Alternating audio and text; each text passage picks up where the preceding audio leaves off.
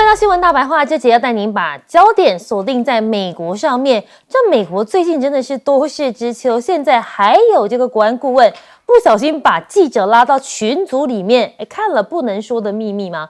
我们带你看到的是，现在川普可能是诸事不顺哦，因为美军的作战计划外泄，因为记者被加入群组，川普竟然完全不知情。根据路透社的报道，美国时事杂志《大西洋月刊》的总编辑高德伯13号突然被拉进了一个加密通讯软体叫 Signal 一个对话群组里面。那么一开始他也觉得说，这是不是什么诈骗，还是是不是拉错了？那么没想到里面竟然有美国的国防部长赫格塞斯，还有很多的川普高层在讨论15号是不是要空袭也门叛军的青年运动。结果他后来一看，发现不得了，这个时间竟然对上了。而且就是真的发生这件事情，才了解到说原来这个群组是真的。那么原来他是被别人给误拉进来的。但是川普对于这件事情似乎毫不知情，还惊讶的反问记者：他们在谈什么？糗了！现在川普门外汉高层泄露军情，引发4大质疑。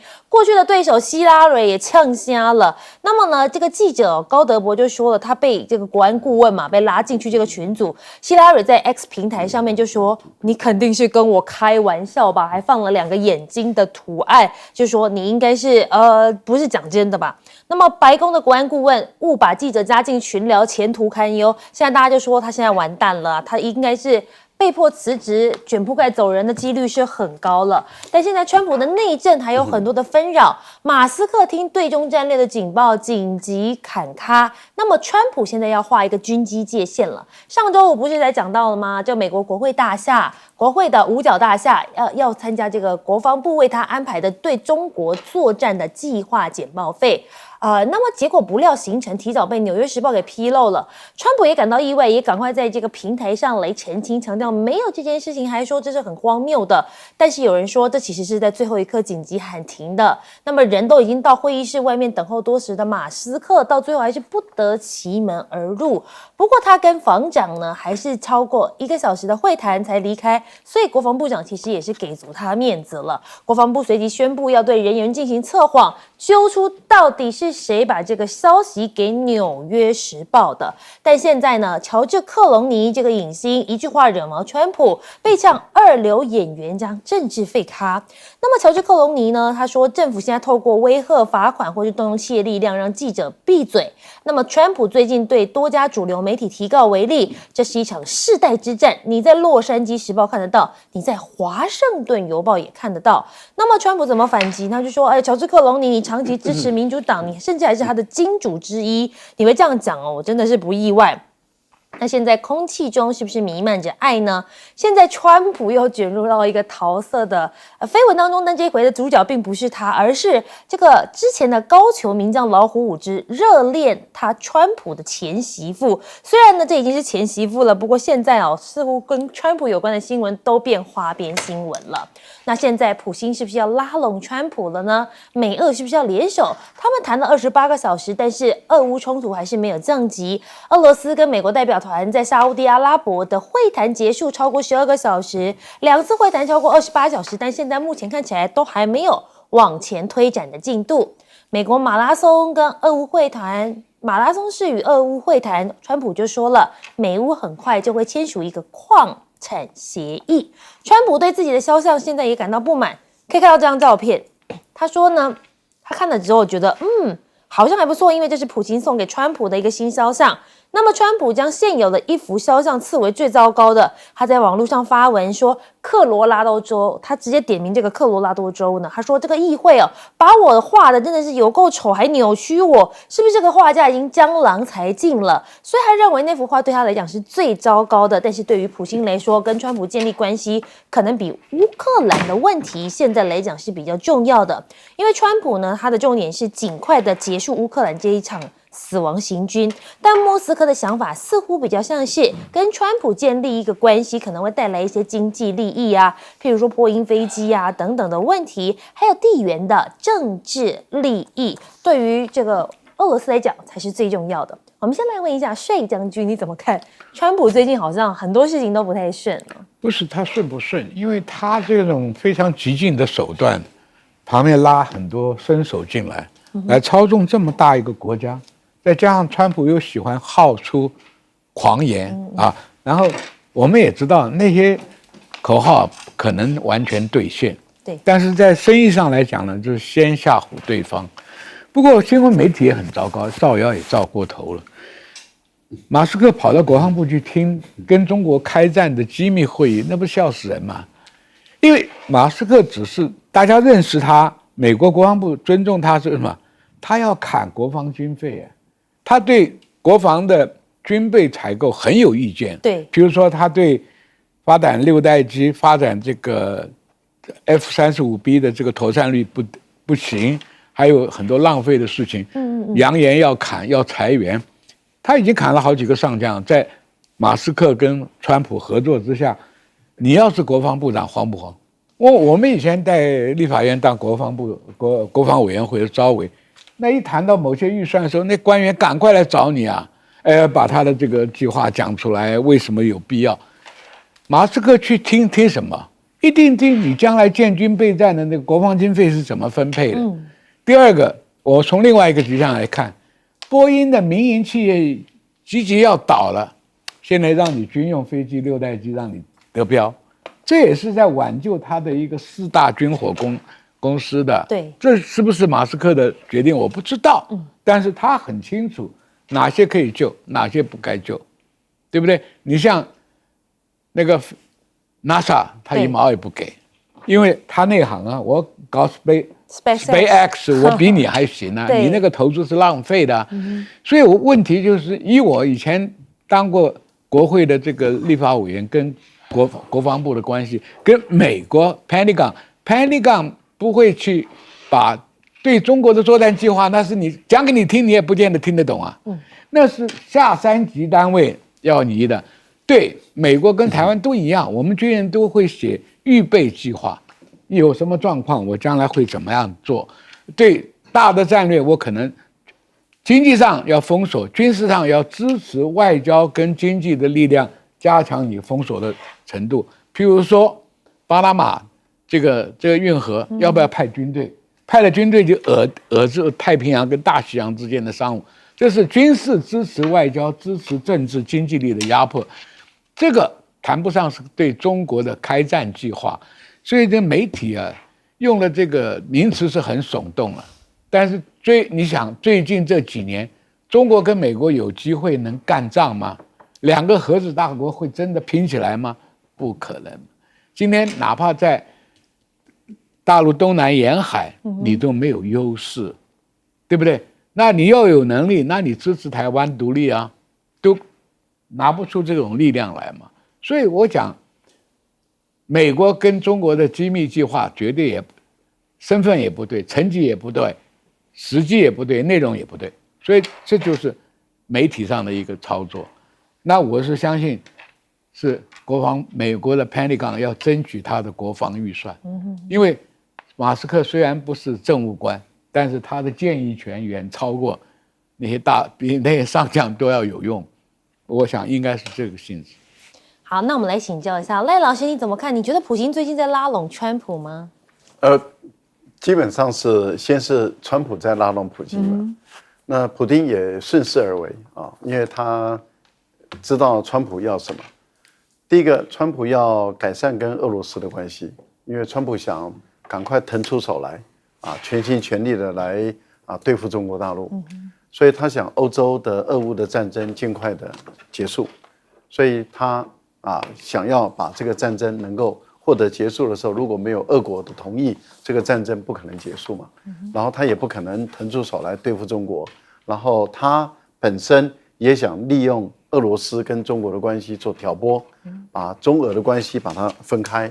这样的话，他认为他对于中国他就更能够下手了。这是川普他第一个想法。虽然他每天满嘴都在讲他跟中国大陆的习近平是好朋友。但是问题就是大家都知道，对于这样的一个商人好朋友听听就好，因为你要看的是他是什么手段嘛。他的手段到目前为止也没有停止过另外一个部分里面，普丁也知道川普他要的是稀土，那就是代表大陆对于美国的稀土的这个禁止管制的措施产生了巨大的效果。也就是说，对美国来讲，它越来越焦虑，越来越恐慌，因为它的军工企业、半导体，它都需要稀土的相关的这些原料，而这些原料不管是镓啦、锗啦、石墨啦，甚至电动车，我们都知道一定要用到石墨。还有例如说这个正极跟负极的这个部分，都掌控在中国大陆手中，所以对川普来讲，他是很焦虑的。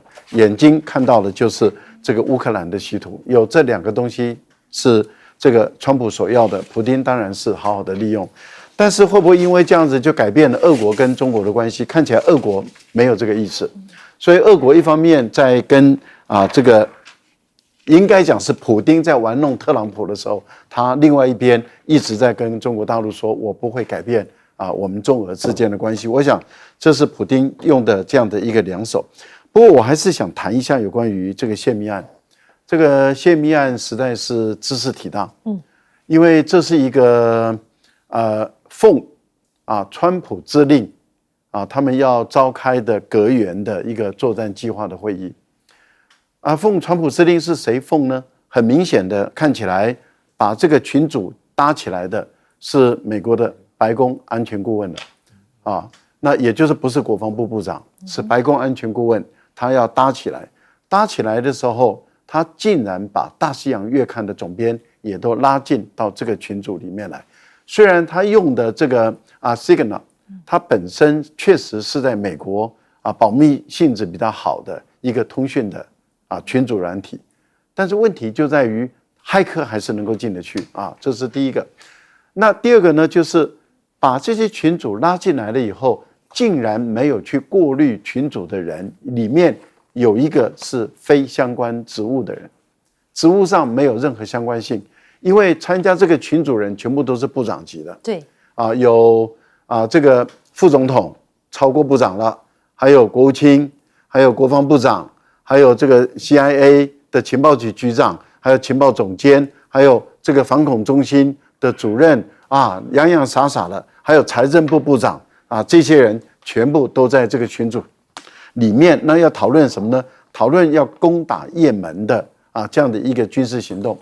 要攻打也门的军事行动，每个部门的那个分工合作都在做分派，所以白宫安全部门他会说，我已经指派我的这个副助理副驻青，就是副白宫安全顾问，他组成一个老虎小组专门来作为情报供给的协助。然后国防部部长他就来去说明他的这个用在中央战区，他的这个海军的航空兵怎么去轰炸这个胡塞组织的作战序列跟作战任务跟作战所用的手段。那各位想，这是多重要的一个决策会议而这个决策会议把一个新闻媒体的总编拉进来，厉害佩服川普，你们的团队真的是棒极了。我们来问一下苑老师，你又是怎么看这一起乌龙呢？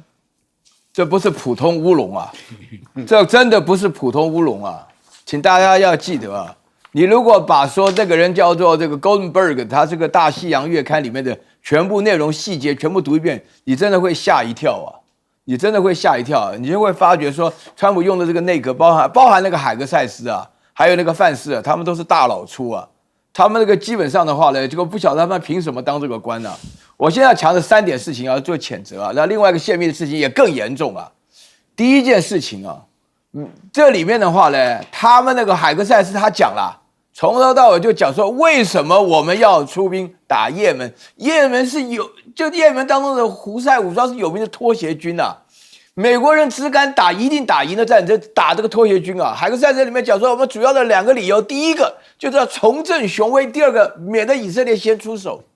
这什么理由那天的话，3月15号攻击的时候就打死53个人死53个人然后第二点的话，那个 Goldenberg 的话呢，从头到尾他把里面的细节全部讲，因为他完全看到那个范斯讲说，我们美国没有必要搞这个红海的打这个也门事情因为我们的贸易只有35%走这个苏伊士运河到红海那个海格塞斯的话呢，然后包含那个所有的人，沃尔茨就强调说，那个要打一定要用的，那其实就是柿子挑软的吃那就整个作战的计划都在里面透露无遗啊。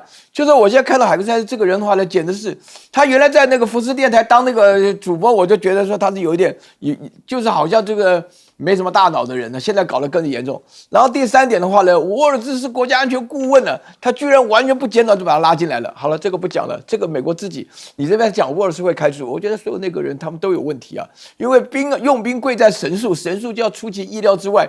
这个里面的 Goldenberg 他里面强调说，我找你们用兵了，前2个钟头我就已经知道了啊，打死这么多人，53个人呢，炸得不得了。现在这个战争持续，现在这个战争美国还准备派兵啊，那不晓得该怎么办好。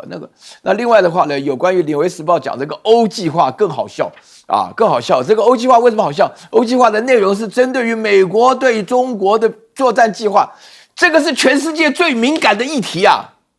开什么玩笑啊！找那个马斯克来报告，叫他的国防部，然后川普完全不知道，那马斯克都已经准备去了，后来才突然发现海克塞出来说取消了，没有了，就是啊，这个跟儿戏一样，全世界最重要的事情拿来当儿戏一样乱搞，对不对？那你这样的话呢，产生一个结果是什么？大家都发觉说，因为这个事情的话呢，川普死掉的，我都有的时候不忍心讲啊。我们这个姓赖的就跃迁坐我旁边了啊，我们另外一个姓赖的话呢，他根本都搞不清楚，你所有的筹码都压在美国那边了，人家老早就有计划了。你仔细看一看，依赖论。对，依赖论啊，我跟你讲，我是以美到依赖，不是我跟你讲，所以他不会被关，你放心，我不会关他的。我还蛮希望跃迁当总统，我起码也分个什么国防部长这一类干。此类非彼类，此赖非彼赖了，这是赖汤圆的赖啊。赖也，他不是汤圆。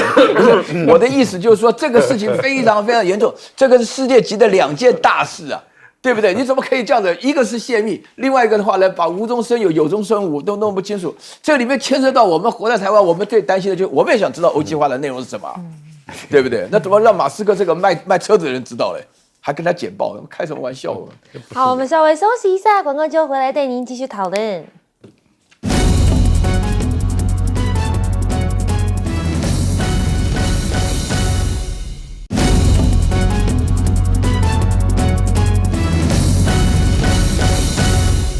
欢迎回到新闻大白话。之前让您讨论的是美国总统川普的关税政策是不是又变了呢？我们先带你来看到的是呢，科技股那么率领美股大涨，川普暗示下周对等关税可能会给多国减免。科技股周一率着美国股市大涨，辉达跟特斯拉领涨。道琼工业指数高开194点之后，涨幅一度扩大到653点。纳斯达克指数呢，盘中最高扬升2.4%，中场4大指数是齐步收高。川普就2度暗示了，可能在下周实施对等关税，对很多国家实施宽减。那么美国媒体就报道了，川普呢，他在4月份的时候，关税的措施具有针对性，但是汽车晶片可望排除，征收的范围可能缩小，只针对存在贸易不平衡的15%国家。他也对此预告，4月2号对于晶片还有汽车特定产业宣布关税。所以呢，大家预料当日应该也不会实施了。但是我们要先带您看到的是，过去不是有这个类石油制裁吗？川普预告4月2号要对委内瑞拉出一招狠招，油价现在拉升。那么他说，任何向委内瑞拉购买石油或天然气的国家，对美国贸易将要支付25%的关税。这项措施将在4月2号来生效。川普的委内瑞拉石油关税害到了谁？其实中国是最大的买家。不止中国，其实美国自己它也有买。美国是委内瑞拉石油采购国。那么呢，今年1月，美国从这边进口了860万桶的原油。而美国不仅是它的进口国，同时也是投资生产国。分析指出呢，这样的举动可能影响最大的就是购买委内瑞拉石油的中国，最大的赢家可能就是取而代之的俄罗斯。那么现在中国对美国是不是态度开始也比较强硬了呢？中国呢用这一招让美国消费者痛苦 ，CNN 全说了什么呢 ？CNN 说中国政府强烈反应，表示美国企业正陷入中美贸易战不断升级的困境，所以呢，像沃尔玛这样强大的公司都难以控制价格，那就意味着规模小得多的公司也将受到影响。那么 CNN 也去做街访，那么民众怎么说呢？我们带您一起来听听。Who pays the tariffs? The Chinese government pays the tariff. No, they don't. Yes, they do. I'm an importer and an exporter Yeah. for 20 years. When a product comes into the U.S., there's something called a tariff sheet. Okay. I, as the buyer of that product, follow U.S. law and pay the tariff. I'm an American citizen, an American taxpayer. I pay that tariff to the U.S. government, and that increase in the cost, I then sell to you for a higher price because I've got to cover that tariff. Then what about? There is then no. What do you say our tariffs are higher when they go overseas as opposed to theirs coming here? Tariffs are never a zero-sum game. Tariffs are a tool. For example, Okay. you might say, you want to sell us your beans. Yeah. We are going to give you a low tariff if you buy our corn. But the cost of the tariff is ultimately always borne by the consumer. 可以看到呢，这个民众说呢，关税从来都不是一个零和游戏，关税是一种工具，但是最终还是得由消费者来承担。而现在，马来西亚进口晶片可能会流向中国，美国施压加强管控。根据《金融时报》的报道，美国施压要求马来西亚阻止对 AI 发展至关重要的晶片流入中国之际，马来西亚计划加强管制半导体。那么现在中美贸易谈判开出条件，戴恩斯面告李强，川普要求阻断芬太尼的潜体流出。那么呢，你可以看到戴恩斯就说了，美方要求要有一个果断的行动，阻断从中国流出的芬太尼潜体。但是中国海关总署就说了，中国海关始终保持查缉芬太尼类物质的高压态势，将持续提升关于这个警员对芬太尼类物质的查缉能力。双方可以说是完全没有交集。而阿里巴巴的蔡崇信警告，资料中心建设泡沫正在成型，尤其是美国。他说呢，你要记得哦，目前的建设速度可能超出 AI 服务的初期需求。而现在不止他们呢，连加拿大都在反川普了。卡尼说呢，可与川普通话，但必须视加拿大为一个主权国家，而不是第51州。现在加拿大大选在即了，候选人纷纷提一些反川普的口号，希望拉抬自己的声势。那么美国媒体说，正是跟美国脱钩的影响，加拿大将在4月28号举行联邦大选，大概算一算时间，大概只剩下1个月了。但不论自由党或是保守党的候选人，几乎都是以什么坚强站起来、举起手肘当口号，持续对川普发表批评，认为加拿大各党的候选人都可以知道怎么样应对川普作为此次选举的重点议题。那么现任的总理卡尼也在川普来描述对加拿大带来危险的存在，并要求加拿大民众提供强而有力而且积极的支持，来以应对这个川普接下来的各种言论。那么现在挑战其总理宝座的保守党候选人波利耶夫也提出类似的观点，强调加拿大必须要有一个跟美国对抗的能力。那么呢，是防守也是攻击，为什么加拿大人全部都要手肘抬起来？这原本是一个冰球运动的口号，但是近年来却成为加拿大社群媒体人们的爱国口号。大家把手举起来，展现对加拿大的骄傲以及对抗川普的决心。我们先来请教一下苑教授，你怎么看川普的关税政策呢？国际上有一个非常重要的名词叫 Trumpsession， 就是川普这一套搞得极有可能进入一个经济上的大萧条。是我必须要强调这个川普我看他基本上我说过他人很坏又很傻，现在没想到他不是傻，他是笨他开口闭口就是关税。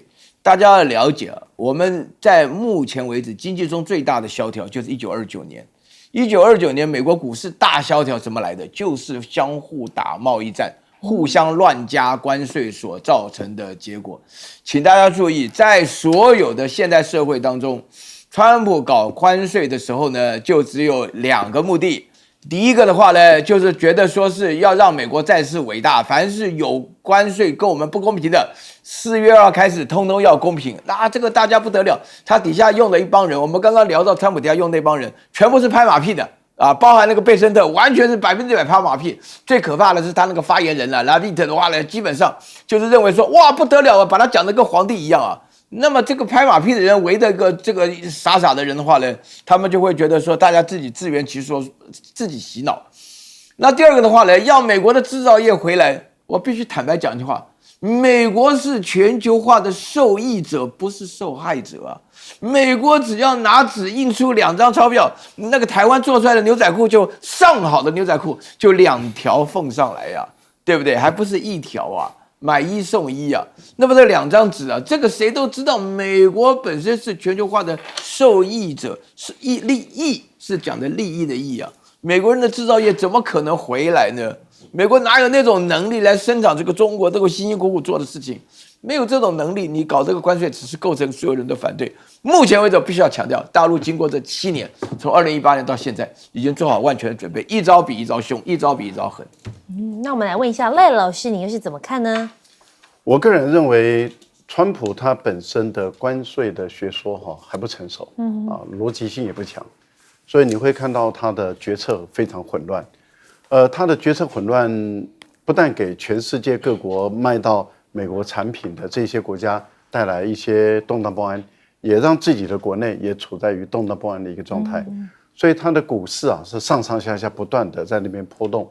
这代表什么？代表他的决策非常混乱。那决策很混乱，那就是代表他的想法很不成熟、很不全面。所以不断的挖东墙补西墙。刚开始把关税大刀拿起来的时候，砍得好像很开心，那是选举性的语言。可是你实际上在操作的时候，他开始发现这个高了一点，好像受伤的是我；这个低了一点，好像又是怎么样？就不断的，你看他在那边，这边又取消，又要加，这边又取消，又要加，搞得他自己的国内乱七八糟，搞得国外也是乱七八糟。每一次的这样的一种变化，只会让人家越来越讨厌他，因为做生意的人来讲，他们最希望的是稳定，可预测性。对，而不希望这种不稳定、不可预测性，所以我觉得川普的关税看起来是走不下去了，穷途末路，因为他越来越走，你可以看到他越来越难走。好，那我们就问了，你4月2号宣布完了以后，然后呢？然后你还要再关税吗？还是从此以后不再谈关税了？还是之后你还要再谈关税吗？那就是大家都不知道你到底要干什么。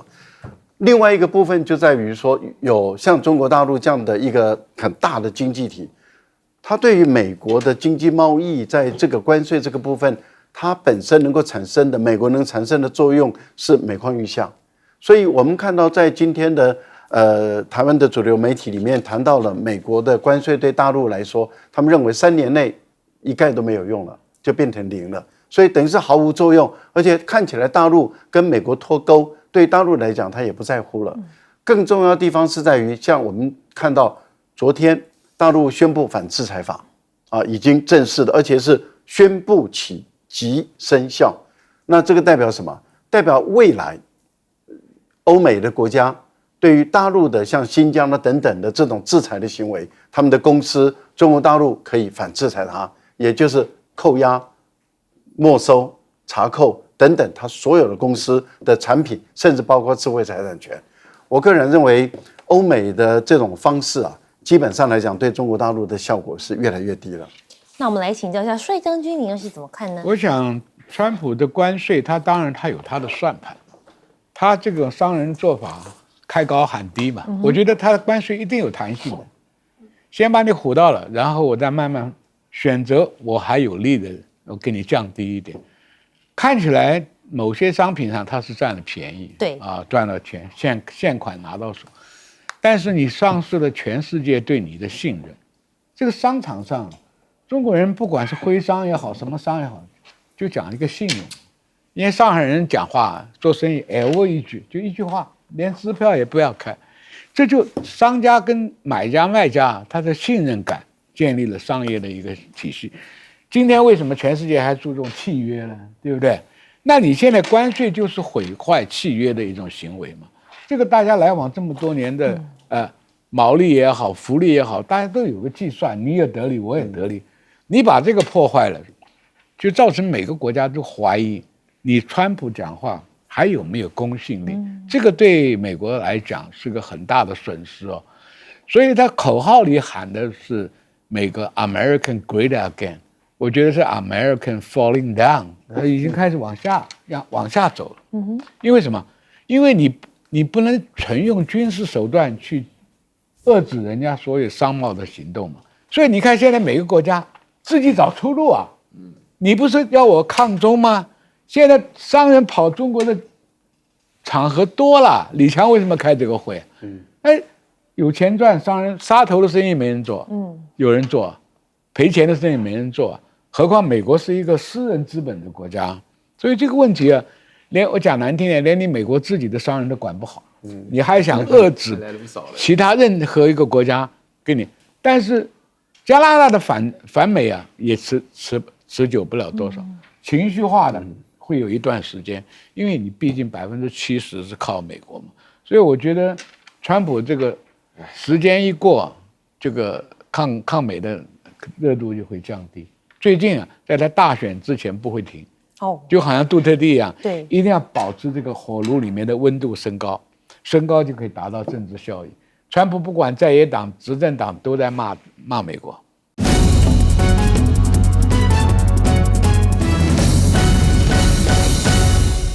喂，你好，欢迎持续锁定新闻大白话，我是韦佳琪。那么这节要带您聊聊国际局势的演变。那么加入我们这一节的来宾包括了退役中将帅化名帅将军午安，主持好，各位观众大家好。还有我们的国际政治专家赖岳谦赖老师午安，主持人好，观众朋友大家好。还有我们台大哲学系教授苑举正苑教授午安。主持人好，各位观众朋友大家好。好，我们今天持续带您来关心菲律宾的前总统杜特地，现在是不是有4个女人撑起杜特地呢？那么包括了萨拉，她说她的妹妹呢维洛尼卡跟妈妈阿万塞尼预计将在杜特地生日当天到了荷兰去，也跟支持者喊话，不要举办什么大型聚会来庆祝杜特地的生日。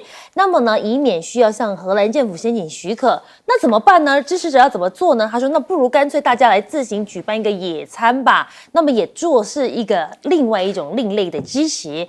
那么外界流传关于杜特地担心自己会遭到跟艾奎诺相同的命运，萨拉说这是他个人的担忧，不是前总统本人的说法。杜特地是想要回家，想要回达沃的。每次我去探视，他只会问我一题：我什么时候可以回家？而现在我们刚刚不是讲到了吗？4个女人撑起了杜特地，是哪4个呢？他说，包括杜特地的太太，像是一只母狮子一样直接出手。当时呢，这个杜特地被逮捕的时候，直接拿手机就出来 K 了。那么小女儿呢，则是玩社交媒体打感情牌。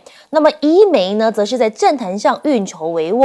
大女儿萨拉则是借势而起，展现出惊人的政治魄力。他们像4根铁索，试图把这位政治强人从风暴中拉回一个安全地带。好，那么我们来看到的是，刚刚不是有讲到吗？他的老婆像母狮子一样拿手机直接来 K 警察，但现在这个警察说他是不会来提起诉讼的。那么可以看到中方也立刻表明立场了，他们说呢，中方认为应该优先尊重主权国家的司法权。这一表态可谓是给杜特地的阵营吃了一颗很大的定心丸。好，那么我们带你看到的是，现在菲律宾拱火抗中，印度不赏脸了。传出杜特地曾经跟北京寻求庇护，但是被拒绝。真的有这件事情吗？大陆的外交部说这是无中生有的事情，因为杜特地到香港是私人度假行程。那么中国大陆这边从来没有收到他跟家人申请寻求庇护的申请。对于这种有心人士他们这样子无中生有的透露，希望大家不要来轻信。那么现在为了赢得大选，小马可是扯上中国，结果搬石头砸脚，杜特地现在支持度逆转了。菲律宾众议院3月21号召开听证会，表面上是为了调查国内部分的自媒体是不是接受了中国的资助培训，但其实呢，背后的目的就是直接指涉杜特地的家族，最后沦为一场闹剧，没有办法证实他跟中国之间有所谓的政治勾结，反而暴露了这小马可是他在这个打压政敌、政治操弄的企图。现在菲律宾民调也显示，菲律宾民众普遍对国内政治持有的是负面看法，其中37.9%觉得现在是一个混乱、没有秩序的状态。那么他们说呢，有超过1半的选民呢，觉得菲律宾的政治现在是好斗、腐败，只为金钱而生。所以呢，已经有将近40%的民众觉得现在真的是好混乱，而且是没有秩序的。那么你可以看到呢，菲律宾现在拱火抗中，没想到印度居然不赏脸。我们要带您看到的是呢，菲律宾的媒体说，中菲的船只在黄岩岛附近对峙，菲律宾的船队被中方来包围，包括了非海岸警卫队多艘菲律宾船只24号企图进入黄岩岛东部海域展开例行的巡逻，中国的海警船随后呢，把菲律宾的船队给有效包围了。那么美菲监盾联合军演登场，5000名的陆军官兵在聚焦在这个领土的防卫里面。那么他们也说呢，演习聚焦在领土防卫还有大规模部队部署的指挥训练。那现在你可以看到呢，有新闻说中国是不是共同的敌人？菲律宾参谋总长邀请印度、韩国加入 Squad， 但是印度呢竟然是这样子回，他们说呢，他们想要邀请印度啊、韩国进来，没想到印度没有太大的兴趣。一方面是因为南海局势已经太紧张了，贸然介入会帮印度带来意想不到的麻烦跟危机。另一方面，中英的关系现在已经开始比较好一些，在深化了。莫迪不会因为一些承诺或鼓励、鼓动，就选择站在了中国的对立面。我们现在请教一下赖老师，你怎么看这个杜特地呢？我觉得大陆现在对于这个国际刑事法院，它的原则已经讲得很明白。你是一个补充原则，对你不能够凌驾于国家的主权之上，这个已经讲得很明白。第二个就是你不是联合国的机构，换言之，也就是说，它的机构的合法性并不是在联合国的框架内，它是根据罗马规约所制定出来的。也就是说加入的国家才有这个效率，没有加入的国家它是一点效率都没有。所以你本身如果过度扩权的话，中国大陆会制裁这个机构。我觉得这个机构大陆的态度已经很明确了。那除非菲律宾现在的情况是整个国家崩解了，它的政治、司法还有就是安全、社会秩序，还有整个都崩解了以后，你才能够对于所谓的杜特地提出诉讼。更何况杜特地已经菲律宾在2019年退出这个罗马公约，所以基本上你的法律效力不及于这个菲律宾上面。你现在对菲律宾的这个审查或者起诉根本就是违法的。我想这个态度已经表得很明白了那当然，对于国际刑事法院来讲，它变成小马可仕政治斗争的一个工具，而这个对于所谓的国际刑事法院的在国际间的影响力或者是它的声望，事实上已经大受打击了。更何况在第一天杜特地出庭的时候不是程序庭而在出庭的时候，他把这个美国在阿富汗、在伊拉克所犯的罪行，他把很多国家所犯的罪行都把它列出来，直接指控这个你的国际刑事法院，你对于美国的小布希总统为什么没有去起诉他？你对于内塔尼亚胡，你为什么没有起诉他？那如果你的理由是他们不是这个罗马公约的会员国，我更不是那你没有，我可以加入，我也可以退出。我退出了，你就不基于我之上，你怎么可以对我做这种事？我觉得这个对国际刑事法院它变成一个刽子手，一个刑事工具一个小马可仕的一个工具。我觉得这真的是一个很糟糕的一个行为。另外一个部分就是小马可仕他也没想到偷鸡不着真的是18米他的国内的支持度一直在往下降。如果按照这种趋势来讲，他在参议院的选举，他赢得选举的可能性就不高了。他要修改宪法，让自己能够在连任的这个美梦也快要崩解了看起来他的处境是越来越糟。他现在最大的风险是什么呢？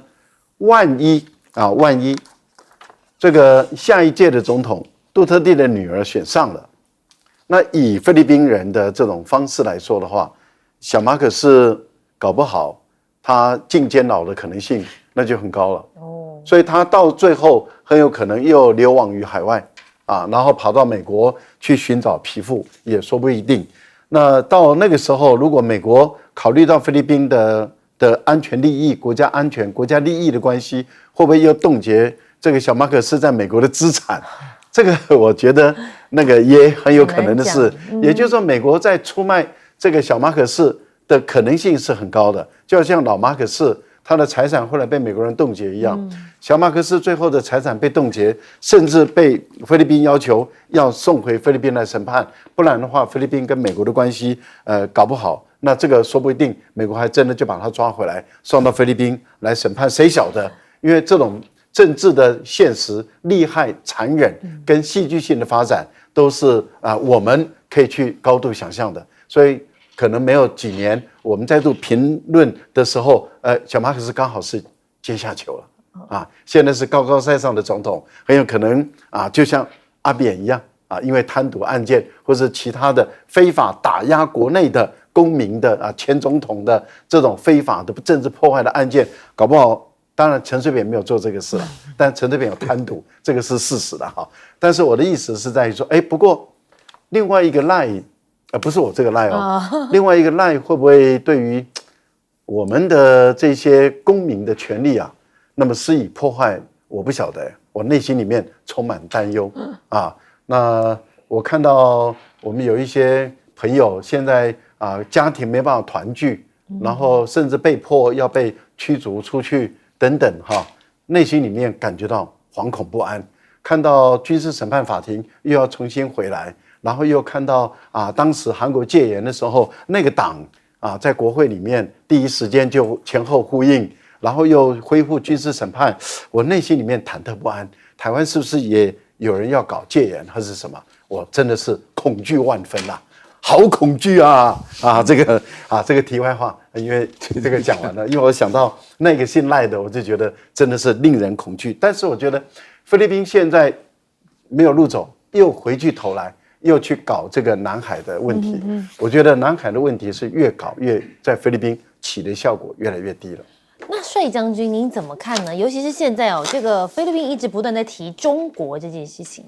当然，现在小马可是唯一的做法就是南海里面制造事端，让菲律宾人认为他是拥护菲律宾的主权，所以黄岩岛上将来戏还很多。对，那中国大陆会不会理你呢？当然知道。第二个，小马可斯的另外一个希望就是说，在美国人的这个协助之下，跟这个就澳洲、日本、韩国，还希望加上印度。对，他们不想一想，韩国跟日本现在在美国关税的压迫之下，都在中国想找生意要做，他会加入你这个菲律宾的这个Quad吗？第二个，这4个国家里最有力量是印度，印度这个时候愿意担这个单子吗？你想想看，中国大陆已经很客气了，印度里面它旁边几个国家跟印度都不友好，中国大陆随便挑一个巴基斯坦。就可以对你引起问题嘛？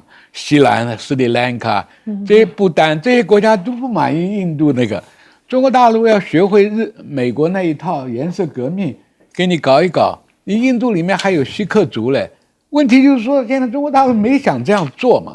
要这样做，你印度不要谈中印打仗啊，光你这些东西就搞死你啊。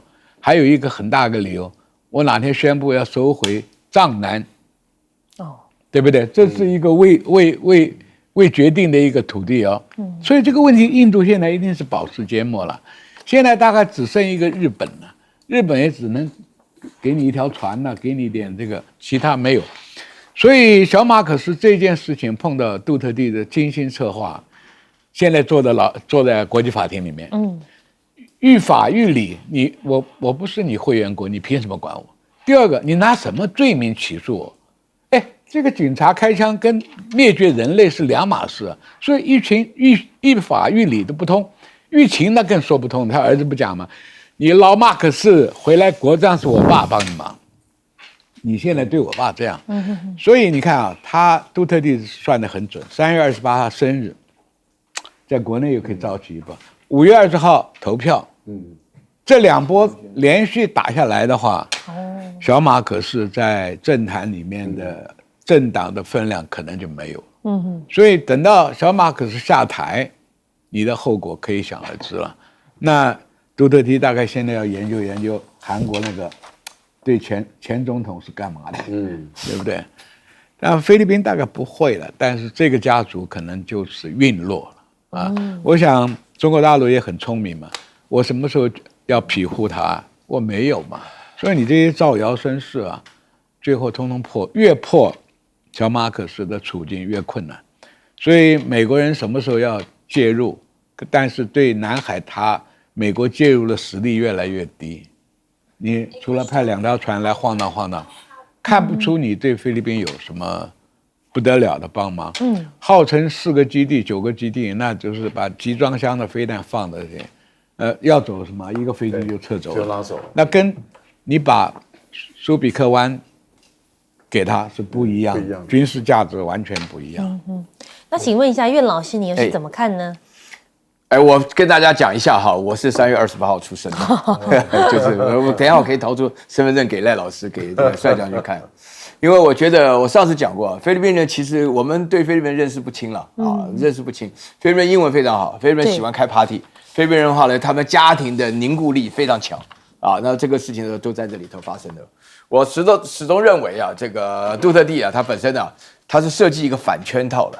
啊，为什么这个菲律宾有将近40%的人认为国家乱了啊？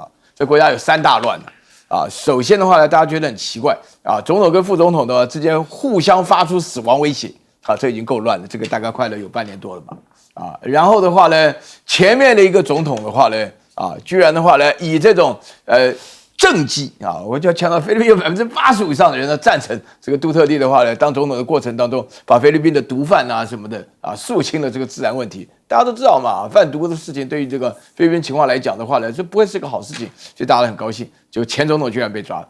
然后第3个的话呢，我觉得那个杜特地的话呢，他的那个子女啊都非常厉害。然后那个女儿啊就讲了啊，就说是这个首先到海牙去，直接跑去啊，当着几百个这个菲律宾很国际化的。他们这个女佣是世界有名的 ，Made in Philippines 啊，全世界都有。